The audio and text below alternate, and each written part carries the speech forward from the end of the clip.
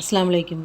இன்றைக்கி உடம்புக்கு வந்து ரொம்பவே சத்தான ஒரு களி ரெசிபி எப்படி பண்ணலான்னு பார்த்துலாம். இது ஏற்கனவே ட்ரை பண்ணியிருந்தேன். ரொம்பவே சூப்பராக வந்திருந்தது. இது உடம்புக்கு பார்த்திங்கன்னா ரொம்ப நல்லது. இதுக்கு நெனலாம் எடுத்து வச்சுருக்கேன் அப்படின்னா 50 கிராம் அளவுக்கு பச்சரிசி, கருப்பு கவுனி அரிசி 50 கிராம் எடுத்திருக்கேன். முழு ராகி 100 கிராம் எடுத்திருக்கேன். கருப்பு தொளி உளுந்து மட்டும் 1/4 கிலோ அளவுக்கு எடுத்திருக்கேன். ஒரு விரல் அளவுக்கு சுக்கு.